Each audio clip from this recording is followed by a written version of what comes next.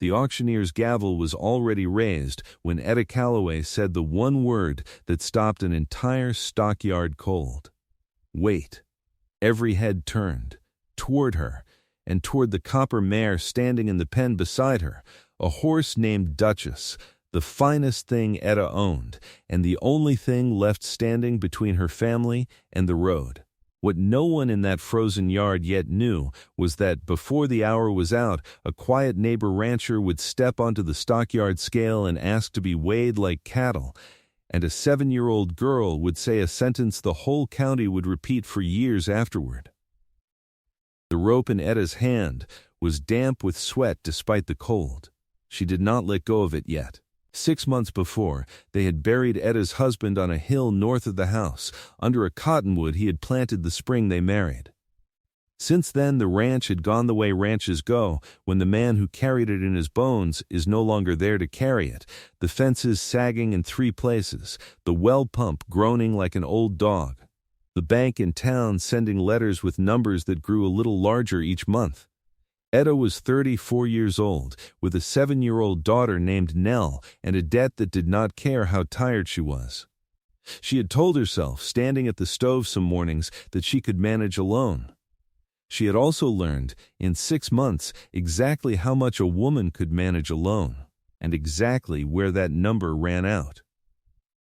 The mornings were the hardest part. Before Nell woke, and there was no one yet to be steady for. Etta would stand at the window with her coffee going cold in her hands, watching the pasture fog lift off the grass, and let herself feel, for exactly as long as it took the kettle to finish its last hiss, how tired she truly was. Then she would set the cup down and braid her daughter's hair and go out to do a man's work in a woman's boots, because the cattle did not care how tired she was any more than the debt did. She had been raised to believe a woman managed. Her own mother had managed through a drought and a bad harvest and a husband who drank more than he worked and had never once let the neighbors see her falter. Etta had carried that lesson into her own marriage without questioning it, and carried it still, though some nights, lying awake and listening to the wind test the shutters, she wondered whether managing and surviving were truly the same thing, or only looked alike from a distance.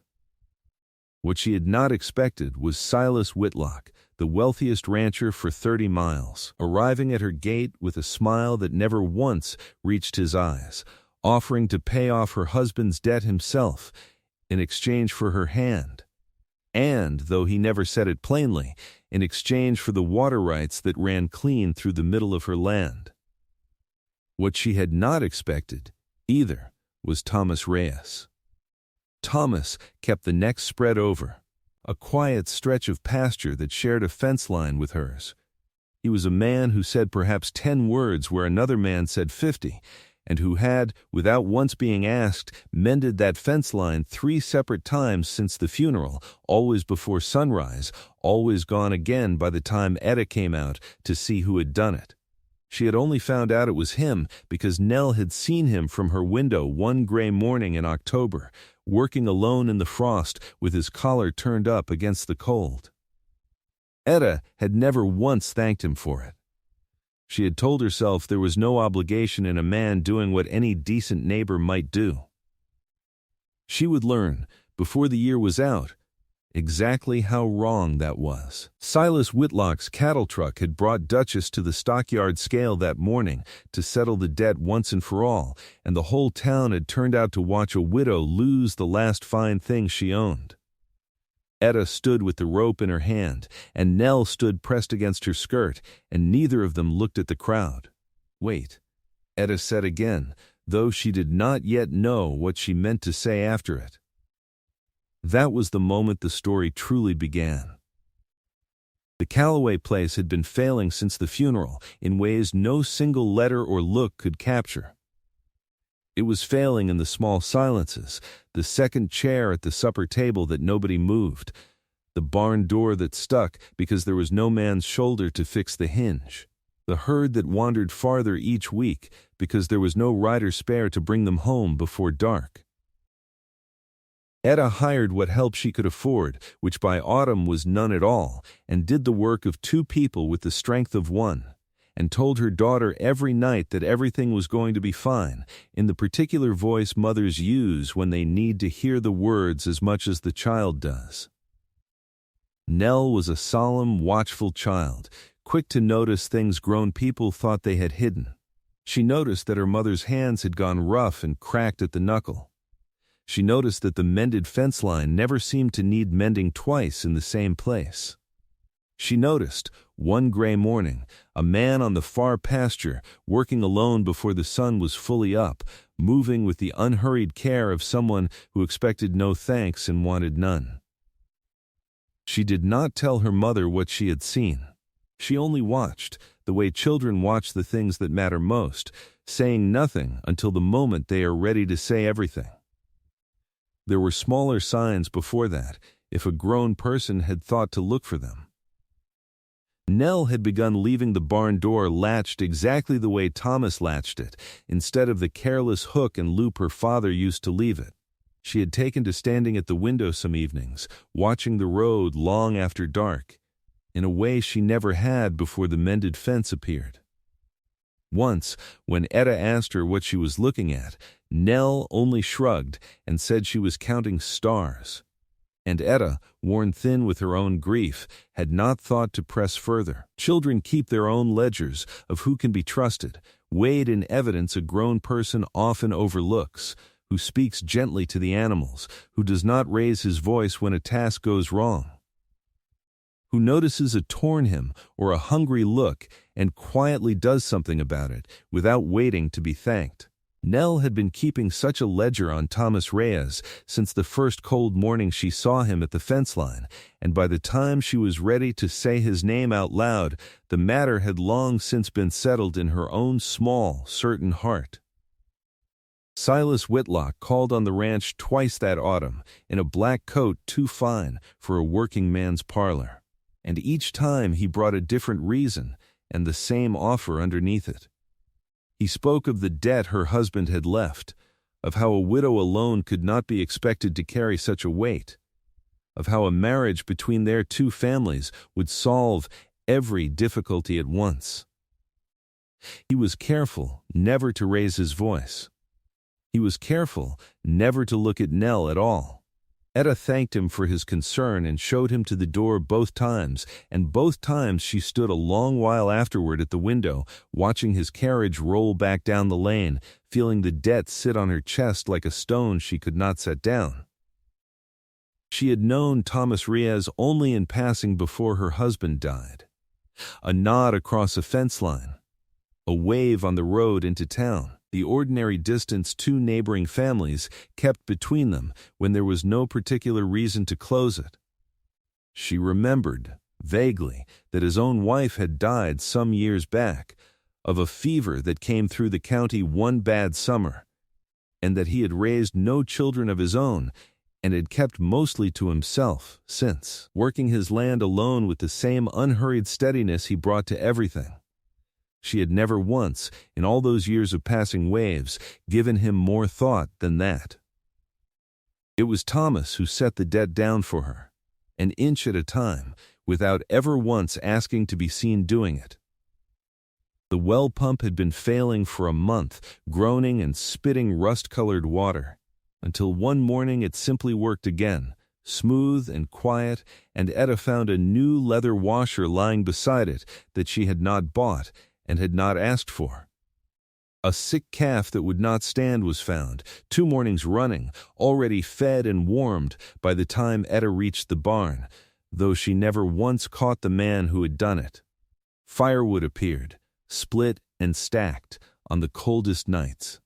She began, without quite admitting it to herself, to listen for the particular sound of his horse on the road before dawn.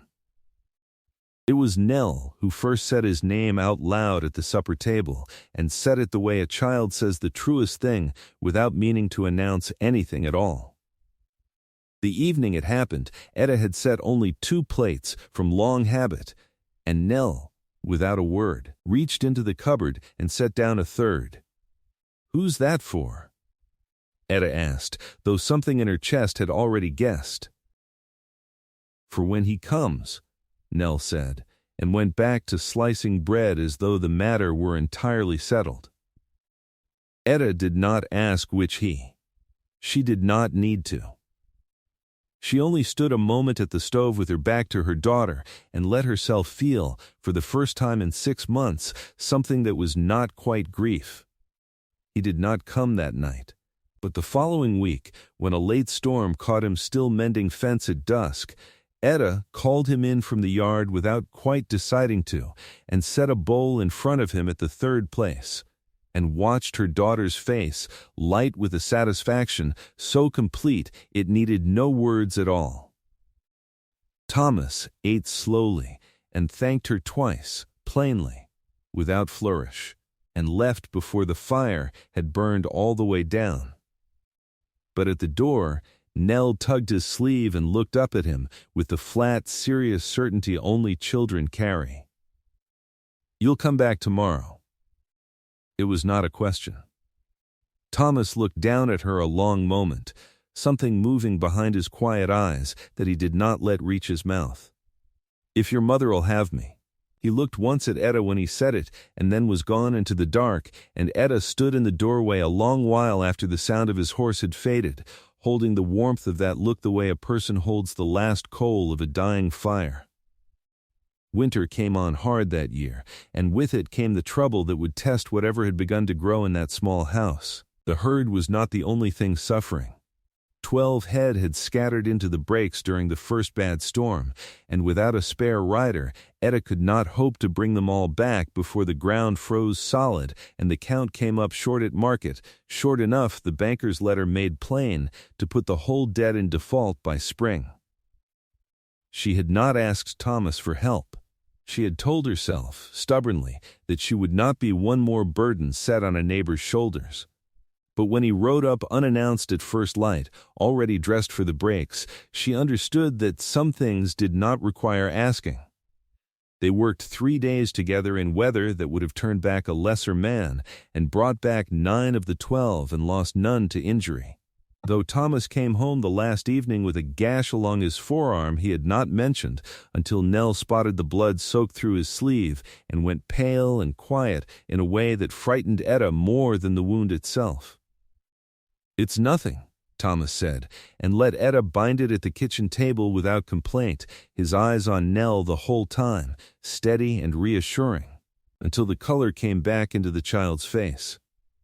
That night, after Nell was asleep, Etta sat across from him at the table with the lamp burned low and said the thing she had been carrying for weeks. "You've done more for this place than any hired hand ever owed me." "Wasn't hired." He turned his cup once on the table, not quite meeting her eye. "Didn't do it for wages." Then why? He was quiet long enough that she thought he might not answer at all. "Man doesn't need a reason to look after what matters to him," he said finally. "Only needs to know it does."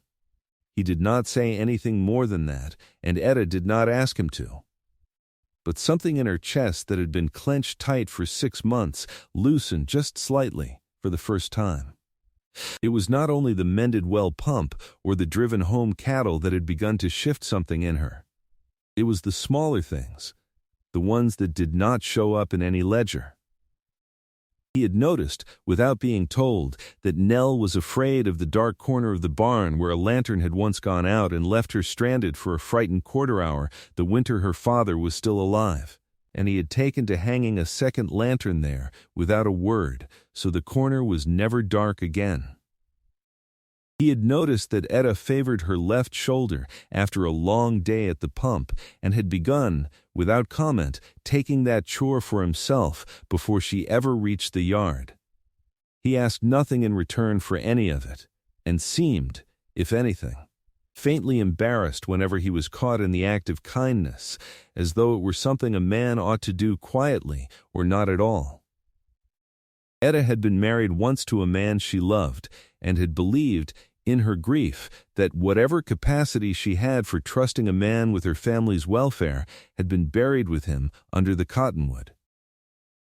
She was only beginning to understand, watching Thomas Reyes fix what he could and say nothing of what he could not, that trust did not have to be declared to be rebuilt. Sometimes it was only mended, the way a fence was mended, one quiet post at a time, until one morning a person looked up and found the whole line standing straight again. It was Silas Whitlock who forced the matter into daylight. He came to the ranch in the last week before Christmas, no longer wearing his patient smile, and laid the full weight of the debt on the table between them, a sum grown larger with interest, due in full by the new year, or the bank would take the land outright. He offered, once more, to settle it in exchange for her hand, and this time he did not pretend the offer had anything to do with kindness. "Think of the girl," he said, glancing toward the hallway where Nell had gone quiet and still, listening from the shadows. "What kind of life can you give her alone?" Etta's voice, when it came, was steadier than she felt. "She has a life. It's a hard one this winter. It's still hers, and it's still mine to choose for her. You won't have a choice much longer." Silas rose, unhurried, certain of his own patience. "The stock sale is set for the second week of January. Your mare goes to auction to cover what you can't. After that, we'll see how proud you feel." He let himself out without waiting for an answer, and the house sat in a long, cold silence after the door closed behind him. Word of Silas Whitlock's visit traveled through Cedar Hollow faster than Etta would have thought possible, the way word of a widow's business always seemed to travel in a town too small to mind its own.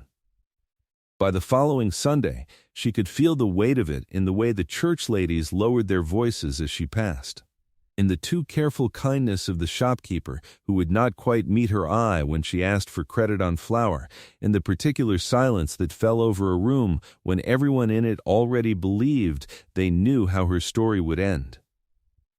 She heard, second-hand and unkindly embellished, that she was too proud for her own good, that a woman in her position ought to be grateful for any offer at all, that she was letting foolish pride cost her daughter a roof over her head. None of it was said to her directly. All of it reached her anyway, the way such things always did, carried on the backs of neighbors who meant no particular harm and did a great deal of it regardless. She did not speak of any of this to Thomas. She told herself it was not his burden to carry, that he had already given more to her family than any neighbor owed another, and that the shame of the town's gossip was hers alone to bear. But he seemed to know regardless, the way he seemed to know most things about her without being told, and the following week he began arriving earlier still and staying later, as though his steady presence alone might be answer enough to whatever the town was whispering. That night, for the first time since the funeral, Etta let Nell see her cry. The child did not say anything foolish or comforting the way grown people sometimes do out of habit. She only climbed into her mother's lap, small and solemn, and stayed there a long while, and said, in the flat, certain voice she used for the truest things, "Thomas will fix it. Thomas can't fix a bank, sweetheart. He fixes everything else." Nell said it as though the matter were simply a fact of the world, no more open to argument than the turning of the seasons. "He'll fix this too." Etta did not have the heart to tell her daughter that some things could not be mended with a leather washer and a length of fence wire. She only held her closer, and hoped, without quite believing it, that the child might somehow be right. The morning of the stock sale came in gray and bitter, with frost thick on every rail of the stockyard fence. Half of Cedar Hollow had turned out, drawn by the particular hunger small towns carry for another family's misfortune. Silas Whitlock stood near the scale in his black coat, arms folded, watching Etta lead Duchess into the pen with the satisfied patience of a man who has already won. The debt stood at exactly what the mare would bring at auction. To the dollar, Silas had made certain of that himself, so that no other bidder in the yard would risk going against him, and no other bidder did, until the auctioneer raised his gavel and called for a final bid, and the yard fell silent, waiting for the sale to close the way everyone assumed it must. That was when Etta said wait, with no plan behind the word at all, only the raw refusal to let it happen in silence. And that was when Thomas Reyes stepped out of the crowd and up to the stockyard scale, the great iron platform used to weigh cattle before market, and set his boot on it, and stood there, and said the thing the whole yard would repeat for years after. "Weigh me instead." The auctioneer stared at him as though he had not understood the words. Silas laughed, short and ugly. "This isn't a livestock sale for men, Reyes. Sit down." "Weigh me," Thomas said again, quiet and unhurried as he had always been, "and weigh what I've got. My spread, my herd, my hands for however many years it takes. Set it against her debt and see which one comes up short." A murmur ran through the yard. The auctioneer, who had run that scale for 20 years and never once been asked such a thing, looked to Etta, uncertain, and Etta could not have spoken just then if her life had depended on it. It was Nell who broke the silence. She had been standing pressed against her mother's skirt the whole cold morning. Small and quiet in the way children are quiet when they sense something large is happening that they do not yet have words for. But at the sight of Thomas standing on that scale, something in her broke loose, and she pulled free of Etta's hand and climbed up onto the lowest rail of the pen fence so the whole yard could see her, clutching in both arms the chipped tin jar where she kept every coin she had ever been given, saved through a whole year of birthdays and chores. "He weighs more than her horse," Nell called out in a voice that cracked clean through the murmur of the crowd, and held the jar up over her head with both small arms shaking from the cold and the effort of it. "Take this too. He's worth more than any horse in this whole yard, and you can't have her, and you can't have him, and you can't have us." The stockyard went utterly silent. For a long moment nobody moved, as though the whole yard needed time to understand what a child had just said plainly in front of them, when every grown person present had spent the morning too careful, or too proud, or too afraid of Silas Whitlock's money to say it themselves. An old rancher near the fence took his hat off, slow, and did not put it back on. A woman Etta barely knew reached out and set a hand on Nell's small shoulder, not to quiet her, but simply to touch something true. Nell did not climb down from the rail.